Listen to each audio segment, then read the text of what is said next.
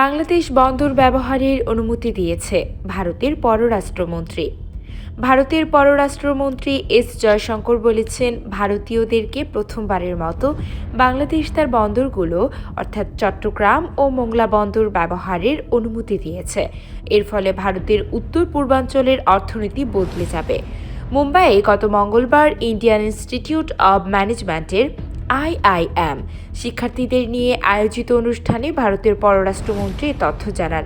বাংলাদেশের সঙ্গে ক্রমবর্ধমান কানেক্টিভিটির প্রশংসা করে তিনি বলেন, আপনি যদি আজ বাংলাদেশে যান তাহলে দেখবেন দুই দেশের মধ্যে ট্রেন চলছে, বাস চলছে।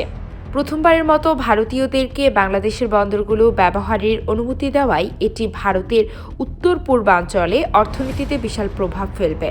এস জয়শঙ্কর বলেন, এটা বাংলাদেশের অনুমতি না হলে উত্তর পূর্বাঞ্চলের মানুষকে শিলিগুড়ি দিয়ে এসে তারপর ভারতের পূর্বাঞ্চলের বন্দরগুলোতে যেতে হতো। তারা এখন চট্টগ্রাম ও মংলা বন্দর ব্যবহার করতে পারবে। তিনি বলেন, আগরতলা আখাউড়া রেল লাইনের ফলে বাংলাদেশ এবং ভারতের উত্তর পূর্ব রাজ্যগুলোর মধ্যে ভ্রমণের সময় ও দূরত্ব কমে যাবে। বৃহত্তর বাজারে প্রবেশাধিকার, পণ্য পরিবহন ও দুই দেশের মানুষের যোগাযোগ বৃদ্ধি পাবে। ভাষাগত সাংস্কৃতিক সংযোগ এবং সাহিত্য, সঙ্গীত ও শিল্পের প্রতি একই অনুরাগ ভারত বাংলাদেশের অভিন্ন ঐতিহ্যকে আরও শক্তিশালী করে বলে তিনি উল্লেখ করেন।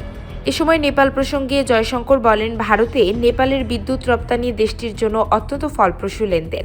আন্তর্জাতিক ক্ষেত্রে ভারতের ক্রমবর্ধমান সম্পৃক্ততার কথা উল্লেখ করেন তিনি বলেন, প্রতিযোগিতা আছে, প্রতিযোগিতায় ভয় পাওয়া উচিত নয়, প্রতিযোগিতাকে স্বাগত জানানো প্রয়োজন, আর বলা উচিত যে আমাদের প্রতিযোগিতা করার সক্ষমতা রয়েছে।